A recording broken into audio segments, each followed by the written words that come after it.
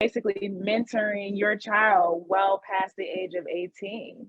You know, that's very important because you're going to set them up for success so that they don't fall into those financial traps.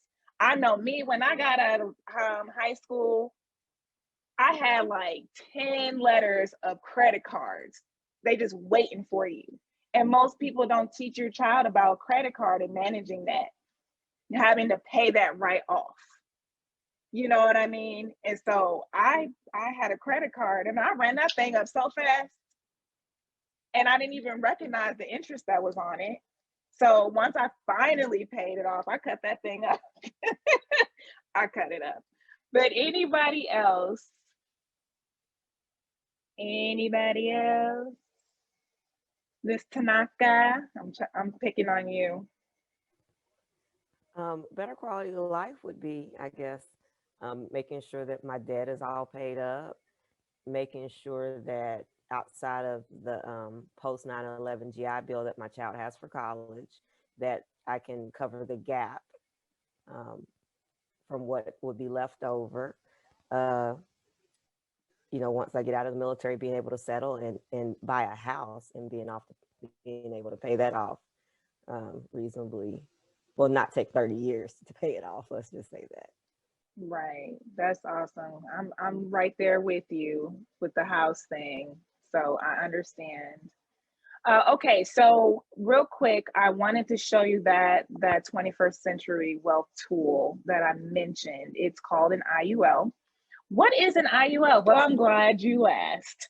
Tanisha, if you can roll that beautiful bean footage, no, I'm just kidding. Roll that awesome footage of the IUL if you have it for me, please, my darling. Just for you. Awesome. It's going to break it down just a little bit more and give you some more information. All right. Everybody see it? Yes. Money savvy guy once said, "Someone is sitting in the shade today because someone planted a tree a long time ago." So you're ready to start saving for your kids' future. You already understand the power of compound interest over time, so you know the sooner you start, the better. So where should you be saving that money? Let's talk about perhaps the most powerful and least known savings vehicle for kids on the market, Index Universal Life, or IUL. IUL stands out against all other savings vehicles in one main area of strength: flexibility. Other financial vehicles lock you into what you can use your savings on, but an IUL can be a first car, a college education, a down payment on a house, a wedding. IUL cash value can be used however, whenever, and on whatever you choose. Plus, since it's built on a financial chassis of life insurance, your child is instantly covered with hundreds of thousands of dollars of permanent life insurance with living benefits, simply as a side benefit of utilizing IUL as your choice of savings vehicle. Now don't freak out, the fact that it's life insurance is actually a good thing. Life insurance cash value comes with a ton of unique side benefits, like your cash value being protected from market losses, cash value growing tax deferred and being accessible tax-free, protection from lawsuits, and IUL cash value is not considered in asset calculations when applying for student loans for college. So, what could one of these policies look like for your kiddo? Let's say you had a baby today, and to take maximum advantage of the power of compound interest over time, you immediately start socking away $100 per month into an IUL. Right away, your child is now covered with $371,000 of permanent life insurance coverage with living benefits. That's a pretty nice little side benefit. And that financial foundation you establish for them today will continue to grow with them over the years and be available throughout their lifetime for whatever they need or want to use it for. Plus, if they don't access that money, right around retirement, their IUL is conservatively projected to hit $1 million of cash value. And at age 65, they could turn on a tax-free income stream of $75,000 per year that will last them the rest of their lives, no matter how long they live. The point is, they have options. IUL is the most flexible savings vehicle for children on the market, and the best time to plant that seed is today. Yay. There you go, Laura. You're muted though, Laura. You're muted. That is so funny. There was a commercial about that. Anyway, I'm sorry. I love that video. I actually have an IUL from my son. And when I talk to him about it, he gets excited about how much money he's going to be saving and when he can finally use it and all of that good stuff. So I encourage each and every person on this call to look into the IULs. We have a lot of knowledge about it. We can definitely help you set that up. Get one for yourselves, get one for your children, because this is a powerful tool that we are working with here. And like I said, it provides that safety, that growth, that protection, and it's just an awesome tool. So with that being said, welcome Facebook. Like I just noticed in the corner it says live on Facebook. Hey Facebook family. Welcome. If you're just joining us, my name is Laura. Welcome to Mommies and Money. We have our drinks. Well, I'm drinking sparkling water this evening, but we're just unwinding. Whatever you have, enjoy, sippy sip. This is a nice little conversation that we're having. We're going part 2 with mental health coming up real quick. If you guys have any questions, drop it in the comment section or drop it in the chat. And all of you ladies here, feel free to, unmute and ask away. I'm going to turn it over to my special guest in a moment. But did anybody at this point in time have any questions? I don't have a question, Laura, but man, I just want to tell you, I'm so excited. I think this is such a great venue for us as women and mothers to come together, to chat, to sip. My daughter just brought me an espresso, so taking you know how long I'm going to be up tonight, right? But whatever the case may be, I just think this is a great place to come and chat. And I'm looking, and Zoom is not new. It's been around for a while, but especially being quarantined, and it's given us a greater appreciation for technology. And I was just looking out, and I'm in Georgia. I know Angela is in Maryland. We got somebody in Virginia. I don't know where everybody else is in, but I see a sister on here. It looks like she might still be working. And you got, people that, hi, April, I see you. We've never met before, but she is actually why I'm talking, because I saw her and I'm like, how cool is it that we can pause and wind down, or we can still be grinding like us women, we always do. Somebody might be in their car, you got Facebook Live, and we can all come and just have a conversation in a safe space about money, about mommies and money, about something that's important to us, about our kids. And I think the mental health piece is an excellent, phenomenal component that you've added on to complement the conversation to financial education and financial literacy. And it's relevant. It's absolutely relevant. Our mental health impacts every aspect of our lives, every aspect. Our finances affect every aspect of our lives, every aspect, right? And so I'm just happy to see our sisters and our women on here tonight, whether we see you or whether you're live out there in the community. We're happy to have you on. So I just wanted to say hello, and I'm excited to be on with you. I am excited too. I am so appreciative to each and every person on this call. The love and support has been amazing, and I look forward to many more discussions just like these. And so we're going to hop right into it. I know everybody's been waiting to discuss more about mental health. I, for one, did not know a whole lot about it, but I have two amazing guests on that is definitely here to take questions and to break it down even more. And I'm going to let Miss, let's see, I'm gonna call on Ashante first. If you can unmute, my dear, and give us a little bit of background information on yourself, and then the floor is open, okay? Sure. Hi, good evening, everybody. I'm Ashante Claybrooks. I'm a licensed professional counselor. I'm here in Georgia. I've been in the field about 18 years, ranging from working with children to veterans to adults in general. Currently, I'm working in a unique setting. I love it. I'm in an integrated healthcare setting. So I'm able to work with the medical side and help the providers make sure that their patients are getting the best care physically as well as mentally as well. So glad to be here tonight. Looking forward to the discussion and answering any questions that you all might have. Awesome sauce. Thank you so much, Heather, or well, excuse me, Dr. Heather Rice. Could you please introduce yourself, tell us a little bit more about you? Sure.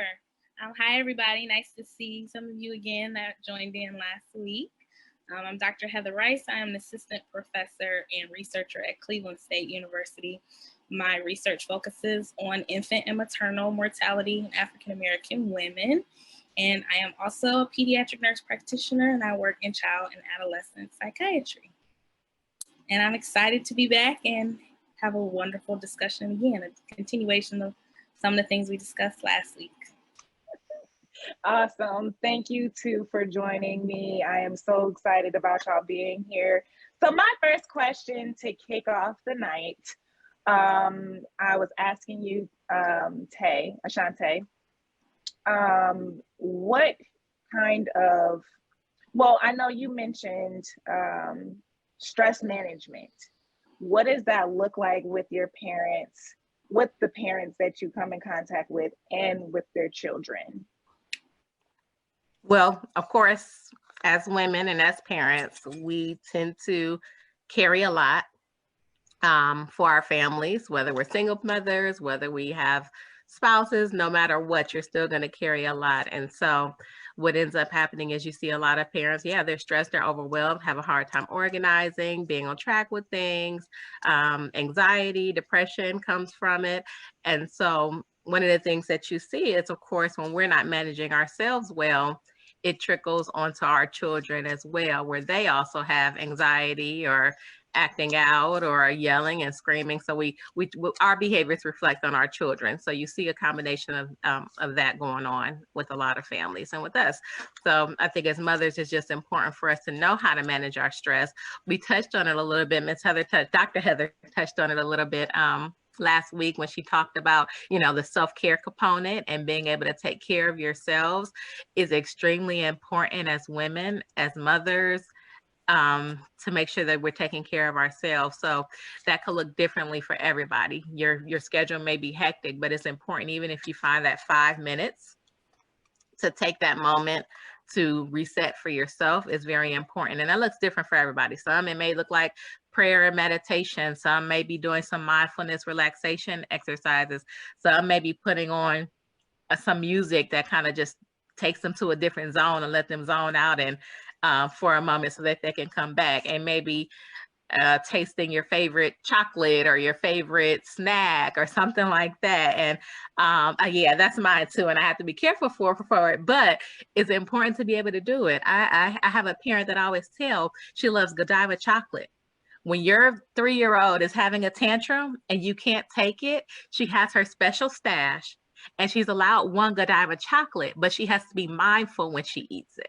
So it's not just putting it in your mouth and just chewing it. She takes that moment to actually taste the flavor, the texture, feel what's going on in her mouth, and be mindful while she eats it, not knowing that it's actually calming her down in that moment so that she's able to go reset and have a little bit more patience with her 3-year-old who's in there acting up. So things like that are important for us to be able to take advantage of and model that for our children too. I actually have my son, he'll be 10 on Wednesday. But he has some anger issues, and he also has a little ADHD.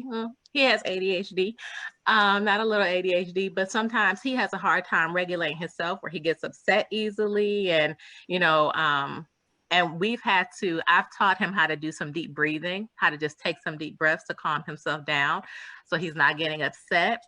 And he's receptive from it, but I also have him watch videos, because sometimes it's better when it's not coming from me. So he watches videos, and then I have a cousin who does meditation who's in college. So I've even linked him up where they now have their Saturday sessions where they get to get on together. And not only that, but it gives him a big cousin to look up to, a mentor to look up to, while he's also teaching him some skills. So it's also just being creative with finding ways to help our children while also helping ourselves, because if he's handling himself well, I'm going to be less likely to yell at him when he's acting up or when he's slamming stuff or when he's having a tantrum and I'm ready to yoke him up. If he's able to self-regulate himself, it helps each other. We help each other. So do you find that children may get it from their parents? Is it something like hereditary, so to speak, or is it like reactive? Like, do they see the anxiety from their parents and then they get that anxiety too? I think it's a combination of both. I think, Bo, you made 2 points. Mental health is hereditary. So when we look at some of our other mental health diagnoses, even depression, actually diagnosed by depression, anxiety, bipolar, schizophrenia, it is hereditary when it comes to mental health. But as far as the anxiety that we were discussing and the stress management and how we react, yes, it's environmental. It's learned behavior. So we learn it from what we see and what we experience in our household. So, think about how you grew up and behaviors that you're repeating from what you saw in your household, because that's what you learned. That's what you were taught. Those were the beliefs and things that you learned how to do. So absolutely, the way that we behave, it definitely impacts our children and they learn from it. There's also some really interesting research that has looked at the correlation between mothers that have been diagnosed with anxiety and young girls kind of picking that up. So you do see, I see sometimes that if I have a young child or girl that has a lot of anxiety, and mom will be like, that's interesting because I also struggle with anxiety, or I also was diagnosed with anxiety. So there's something about, our modeling and what we, like Tay said, like what we see that particularly with young girls modeling after their moms, if mom is very anxious and kind of disorganized and easily kind of bothered or irritable from those types of frustrations, you see the same types of symptoms and tantrums in little girls. And it also starts during pregnancy. So one of the things we don't think about is what we experience and what we're actually teaching our child when they're in our womb. But if you're a mother who is highly anxious and dealing with anxiety and stress while pregnant, your child is feeling that. And your child is experiencing some of that too. And I don't know, Heather, if you could speak more on it. I'm not sure. I know you said some working with pregnant moms or something, but I do know that, when a child is born, you have those babies who are not able to self-soothe as easily. And if you were stressed and anxious during pregnancy, part of that has carried on to your child when they're born. And you'll see that where they may be more anxious or not able to self-soothe the way that the baby will be able to. Before you jump in, Heather, I do want to piggyback off of that, Tay. You raise a great point, because when I was pregnant with my son, I was always told, make sure you're in great spirits, make sure, you're happy, you're laughing, because your baby feels everything that is going on with you emotionally. And I remember after Aaron was born, people would comment, oh, he's such a happy baby. He's such a happy baby. And I'm like, I really had to control my emotions, because at the time I was going through a lot. And I was a single mom too. And so just to hear like, hey, your child is happy, he's healthy, there's really something to that. So yes, I definitely agree. So go ahead, Heather. I'm sorry, go ahead. Oh, I didn't have anything to add. You covered it. Oh, okay. Well, thank you. Well, I have another question. And this is to you and, both of you ladies. I had talked about the financial piece last week, and if parents were stressed about being able to pay for counseling, is that something that they worry about? Is that covered by insurance? Do people pay out of pocket? I remember when I was, I used to see a therapist, someone paid for me. I was blessed that somebody was like, here, I got 10 sessions for you. And I'm like, thank you, Lord, because this is awesome. And if I had to pay for it myself, I don't think I would have done it. So, I mean, is that something that people are worried about, or can they seek help for free, or what is that? And I know I heard that we have people from different states. So it varies, I'm sure, from state to state. So here in Georgia, I can speak on Georgia. For children, well, for children, of course, if you have insurance, it covers it, and you may have your normal copay, and you'll just need to check with your insurance company to find out what your copay may be. But if you do not have insurance, and I know a lot of people think because they don't have insurance, they can't get services. No, you can actually get more services, especially for your children. Here in Georgia, if you're under the age of 18, the state is required to pay for your services. So you can get therapy and psychiatry through the state here in Georgia, through most providers. And for adults, if you don't have insurance, there's places like if you're in Georgia, there's community service boards in most counties they serve individuals with no insurance or underinsured. Even where I work at, like I said, we're integrated healthcare, but our primary goal is to serve those with no insurance and a homeless population. So again, the services are usually covered, or there's a minimum fee to pay. What about Dr. Heather in Ohio? Is it the same kind of thing? Is it insurance based, out of pocket? Most clients that I work with qualify for the Medicaid, Medicare benefits, especially with the expanded services with the Affordable Care Act. Particularly for children, because they fall under a different category. There are some co-pays, but a lot of places really work with the families to set up like a pay scale so that it's over time or based off of the parent's income, so that they're not paying as much as someone would straight out of pocket. I don't really see much of that. Most services are either covered or they just pay a co-pay during the visit. Gotcha.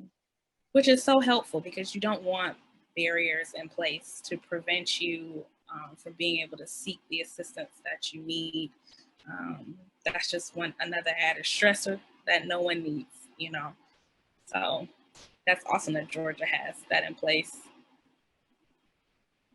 Anybody else have any questions? We rolling here. We're live. This is a conversation for everybody. Go ahead, unmute, Tanisha. I see that you want to say something. How y'all know I was gonna come through with something? There's always got something good. You always got something. There's always so many questions going through my head. It's like, geez, I didn't know that mom was even thought about this.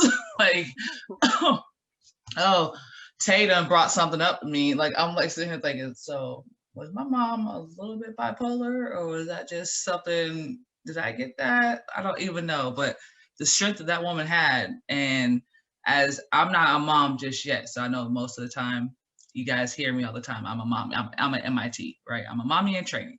So there's just things that you see on like Forbes, or you see in People magazine, you see in Essence, whatever you're sitting there listening to, you get, or even read the AJC.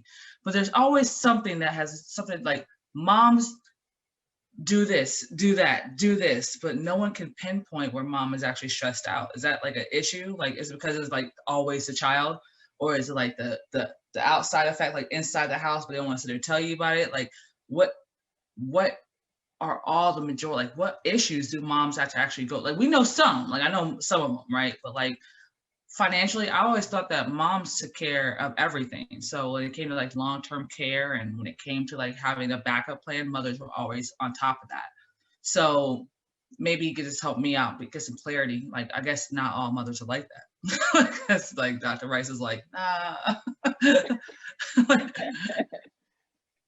Like, so I just don't understand. Like, so it's like, when it comes to motherhood, is there a list or like something we can go up, like have a like, or maybe like, I guess a list, but like maybe something like a rule book or something we sort of kind of go by when it comes to things we should have in place before the baby's even there? Well, I think that's the problem. There is no rule book. Oh, okay. I mean, we kind of figure it out or learn it or have conversations like this to learn from other people who have gone through it, or we take our experiences, what we saw from, our elders to kind of learn. There is no rule book. And I think everybody's stressed, because there's some moms who may say, I have no stress, but that may be because they have great self-care. They maybe have girls' night every Friday or once a month, their glass of wine, they get their massage. It just varies depending on the support you have as well. And that is a key, depending on your support network. If you have those other people to step in and help you out, may decrease some of your stress levels. So I think it varies for every mom. I mean, I think we see ourselves too as superwomen as well. So, I mean, there's things that we're going to try to do and that we're going to take on. But yeah, that support is huge. And so it varies for every woman. I don't know if there's any women who want to share their experience, or, what do they juggle, or what does that look like for them? Yeah, I think. Oh no, go ahead, Tanaka. Well, I was just going to say, for me, it was a little bit different because I adopted. There was a list of different things the agency was looking to make sure that I had in place and that I would work through establishing as I was going through the process. It probably wasn't the best list or the best process. As I'm learning now, there were some things that I probably should have set up differently, but at least I had a head start on some things. Otherwise, once I got the child, everything else, it was just, trial by fire. Mm-hmm. But just because I went through that process, I did have kind of a list of things that they were looking for me to have in place as we were going through the process. That's real. That's important. And I think that even adds a different perspective, right? When we talk about adoption and fostering, that's a whole different element, because, when we factor in the inheritance of what our children bring on, from generation to generation, and then you have a child that you don't know what that history was before necessarily. So that's other factors that plays in. So on top of being a new mother, you now have to have extra sensory to what is unknown, because you can't relate to that. For myself, I have been a single parent, I've been a married parent, I've been divorced, and now single parent. So that whole thing, and I remember when I was in the new stage of being a mom. I think I don't know what stage I am now, and I'll just say she's 10, right? So I might still be in a new stage, or maybe I'm in the middle stage. I'm not really sure. But when my daughter was really, really young, I remember not feeling normal, meaning I felt different than I had ever felt before. My body would shake. I literally would have shakes in my body. And I felt sad, very sad. And I'm a very happy person normally. And I remember calling a family member and telling her, I think I might be experiencing depression. And she said, no, you're not. That's not happening. We don't get depressed. You just need to be stronger. And I said, oh, okay. And we talked about something else, and I hung up the phone and I said, I need to be stronger.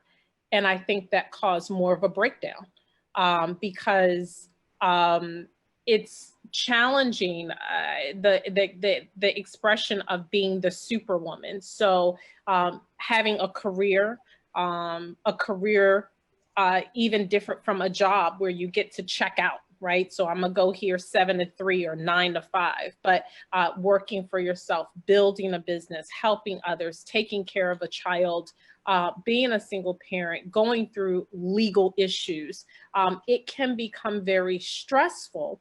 And for me, it was important, and I'm very grateful to have what I have labeled as a village of love, people that I feel loves my daughter, and whether it was a prayer or it was a play date or it was a sleepover or it was, hey, just a couple hours, or maybe we all got together, having something that allows you to have an outlet is very important. And it may not be every week, it may not be every month, but knowing that you have somebody that you can call, you can reach out to, it matters. And now that she gets older, as she's getting older, it's actually getting easier for me as she's getting older.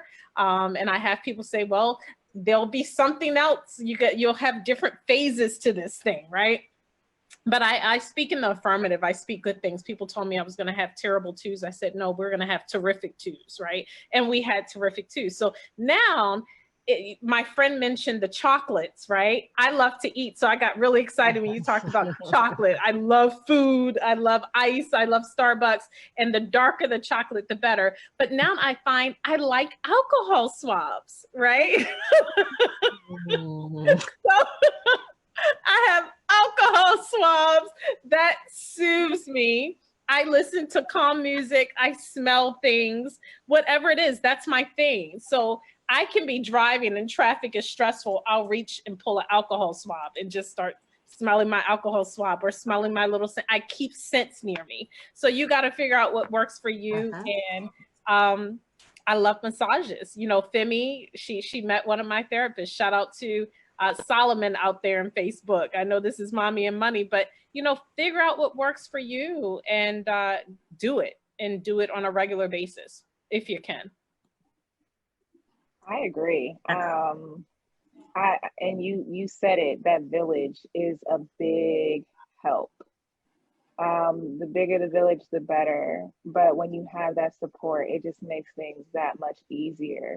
And that actually brings me to my next question. Do you guys ever counsel the family, the whole family?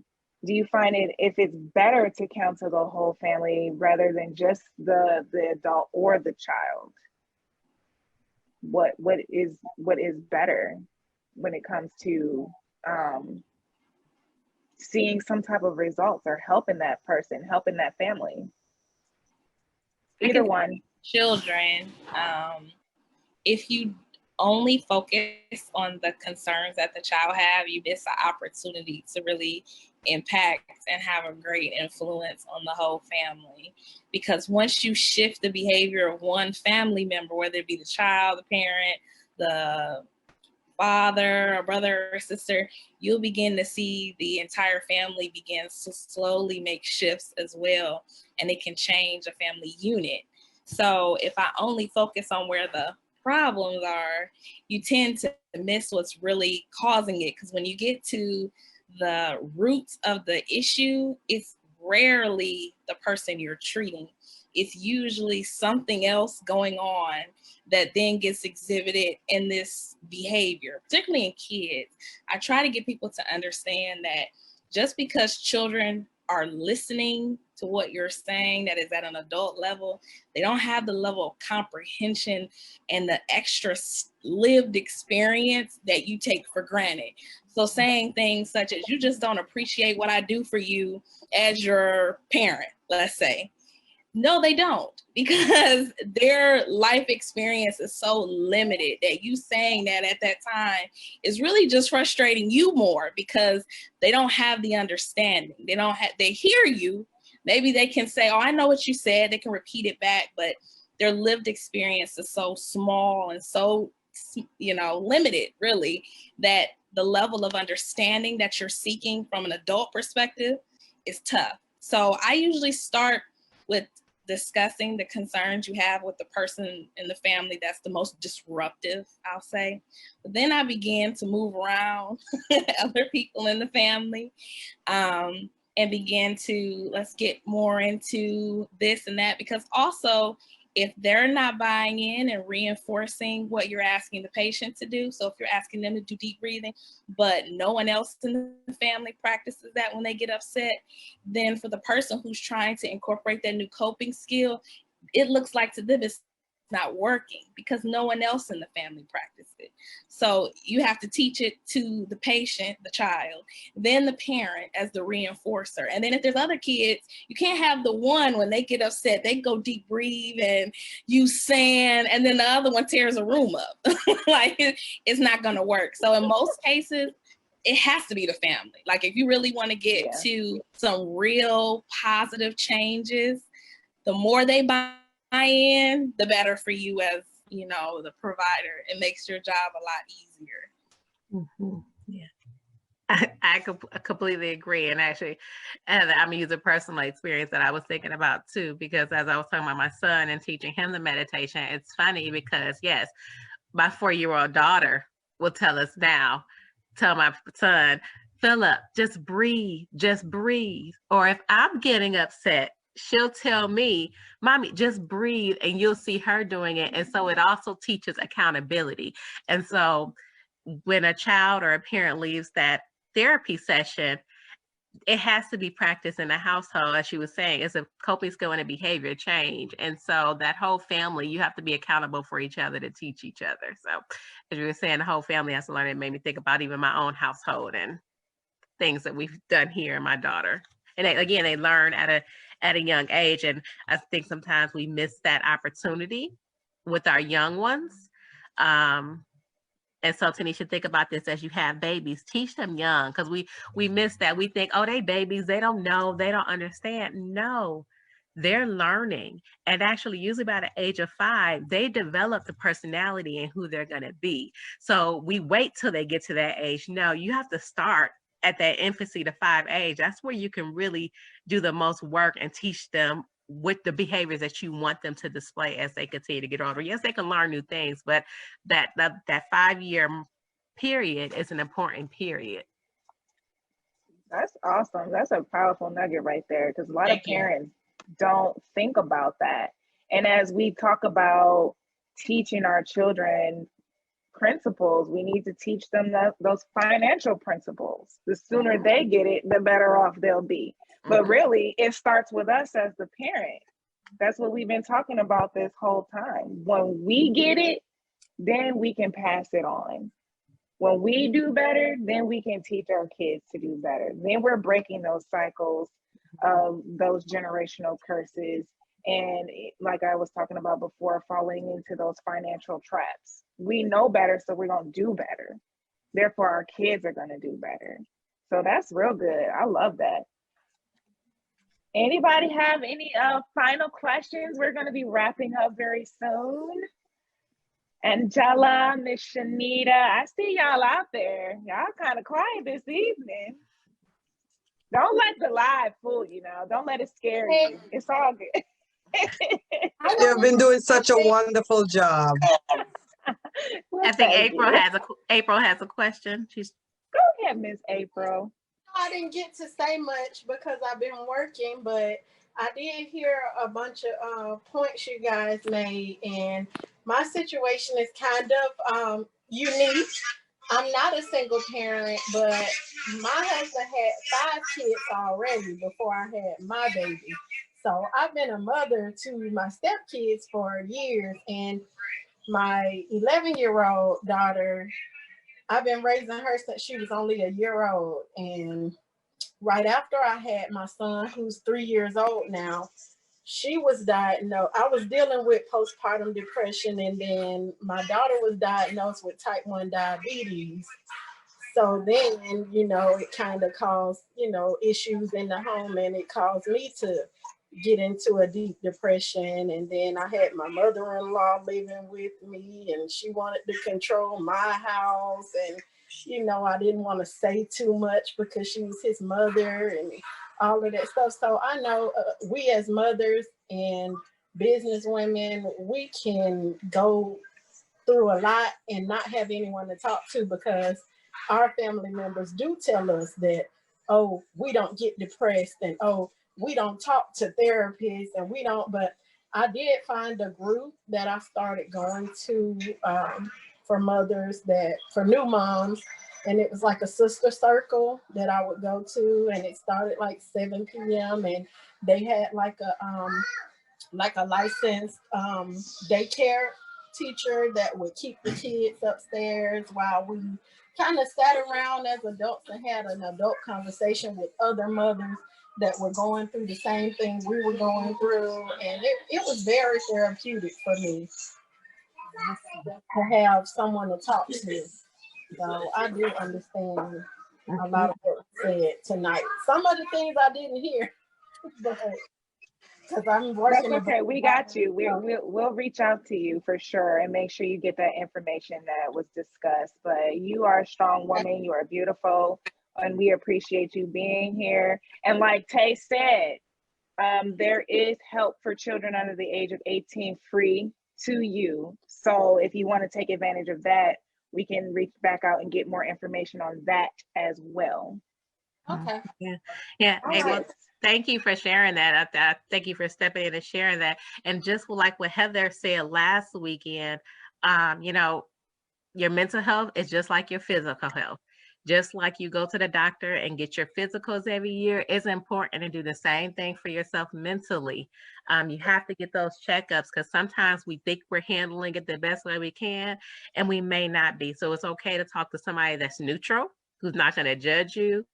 You know, and if you don't feel comfortable doing that, it is still important to have somebody close that you can vent to or get together to, or a group like what Ms. April was saying that she does. It's important to have that outlet. We can't hold it in because then it does affect us physically as well. Then the physical and the mental health go hand in hand. That's where we see high blood pressure and things like that.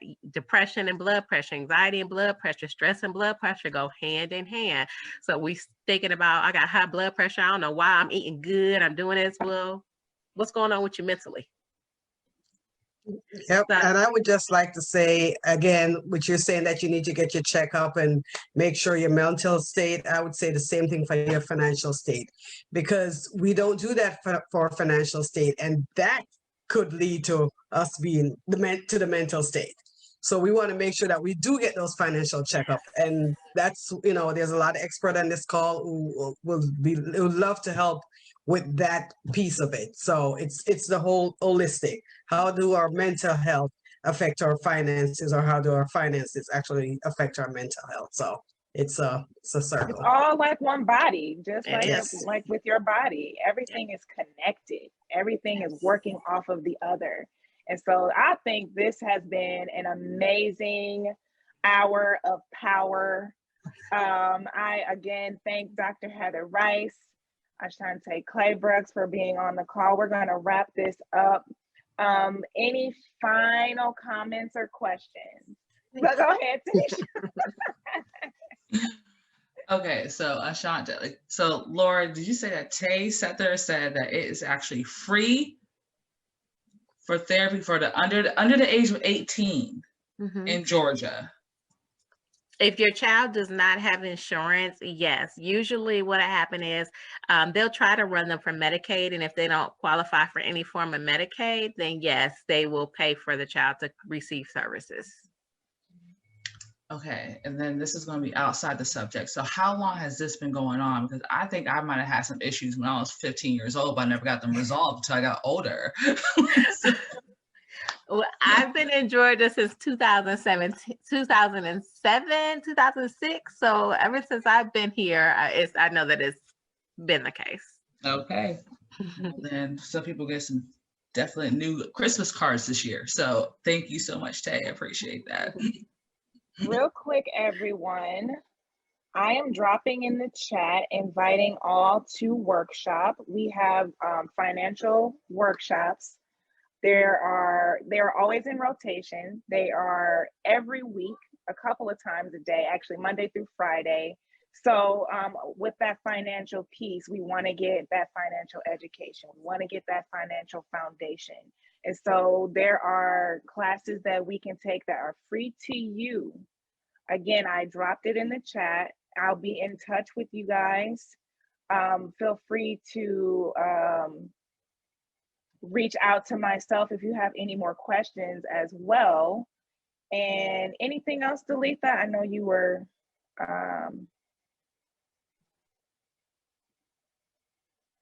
did you have anything else you wanted to add, my dear? No, Yes, and great job tonight. Great job to everyone.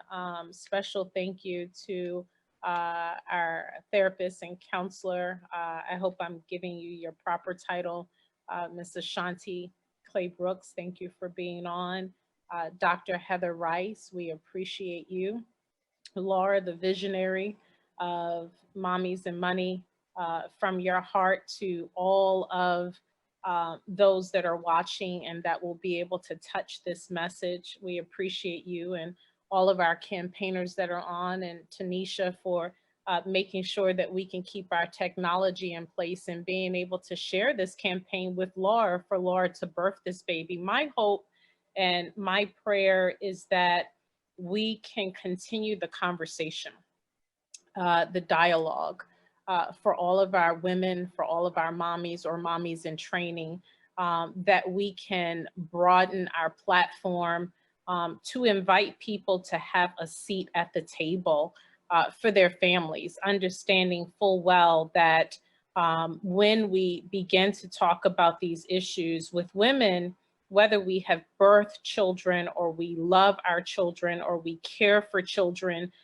be it as aunties or foster or whatever form we may be nurturers of life, you give us a seed, you give it to us, we're gonna take it and we're gonna nurture it and we're gonna bring forth something greater. That's what we do.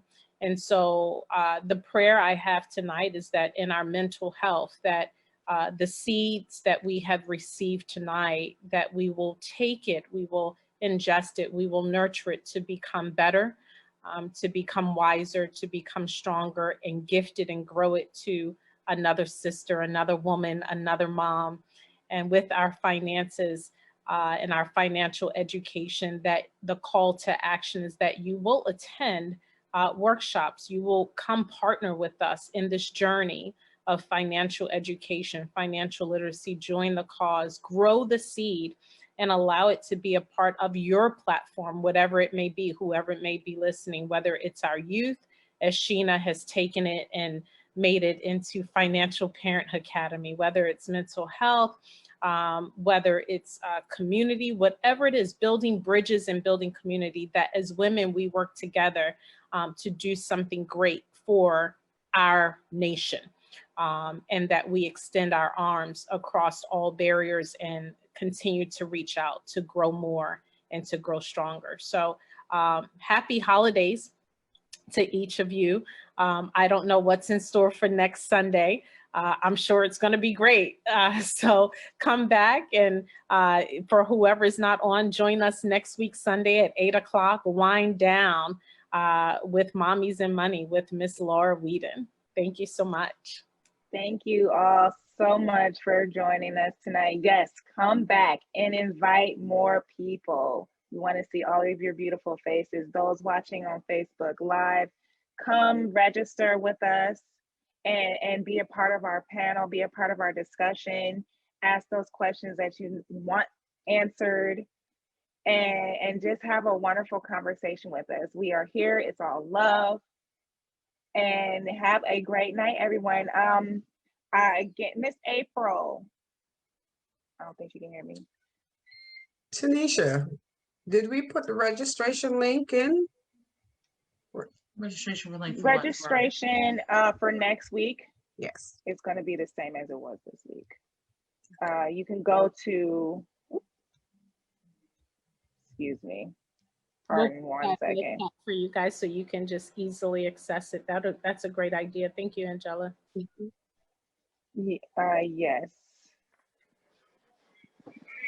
Give me 1 second. I'm sorry. Let me post the registration link so that you guys can actually register for next week while we're actually here together. Let me do that. Tanisha, did you want to reveal what our conversation will be next week, or are we going to keep it a secret and just drop that bomb on y'all when y'all come back? How about that? What you want to do? Me personally, I kind of feel like we give you a little snippet So all the moms out there, even if you're not a mom like me at MIT, right? Everybody has a situation. We're in that season, guys. It's holiday season. So you already know everyone's out there trying to buy whatever they want to sit there and buy. We're not going to talk about holiday shopping. But we're going to talk about some things that kind of come close to home. Baby showers, baby's first birthday, like baby's second birthday. What exactly are the likes and dislikes, the do's we don't want to do, what we should be doing compared to what we actually don't do? It's going to be a very live conversation. I'm excited. Yay, I'm excited. I'm super duper excited. We are going to really dig deep, discuss all of that awesome stuff. And I look forward to seeing each and every one of you there. Tanisha did drop the registration link in the chat. So feel free to take that, copy it, get registered for next week, pass it along again. I look forward to seeing each and every one of you next week. Any final questions, comments, concerns, praises? Thank you. Great conversation. Great topic. That's awesome. Thank you. Thank you. Thank you so much again, Dr. Rice, Shantae.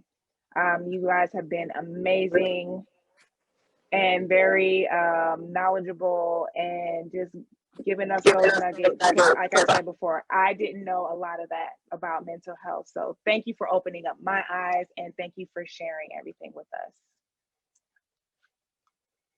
Good night, everybody. Bye-bye. Have a great night. See you next week.